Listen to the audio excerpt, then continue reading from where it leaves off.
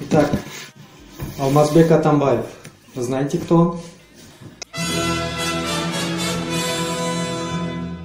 Всем привет! Вы на канале Кыргызблог. С вами Тимирлан.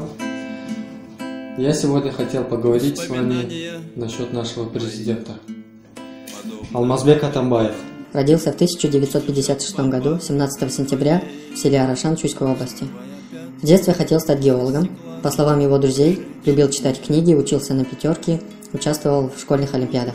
Окончил Московский институт управления.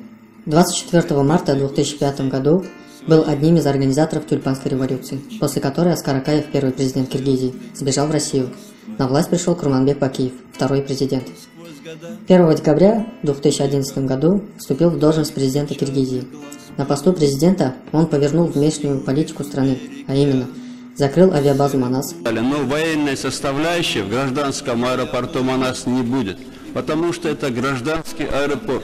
Он находится рядом со столицей Кыргызстана, и я не могу многое рассказывать, но нахождение военной составляющей в гражданском аэропорту – это немножко рискованно и для аэропорта, и для столицы Кыргызстана. В июне 2014 года эта база будет закрыта. Вступил в таможенный союз, тем самым Кыргызстан стал ближе к России, а не США. Он настолько близок к Путину, что даже выразил поддержку Путину, когда Эрдоган, президент Турции, сбил российский самолет. При том, что в сети есть видео, где Атамбаева обвиняют в шпионаже в пользу Турции. Якобы он агент Турции под прикрытием. На сегодняшний день ему 60 лет. Жена Раиса Атамбаева, кандидат медицинских наук.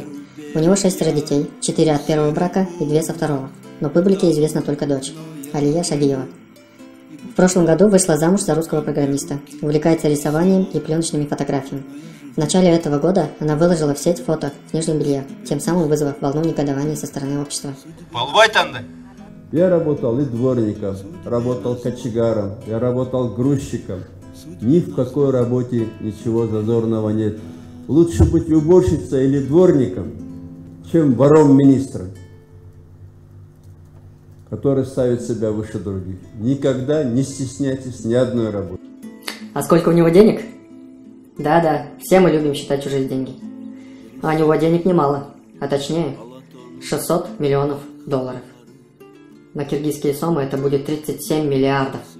Но эта информация не точная, такую информацию дают разного рода газеты.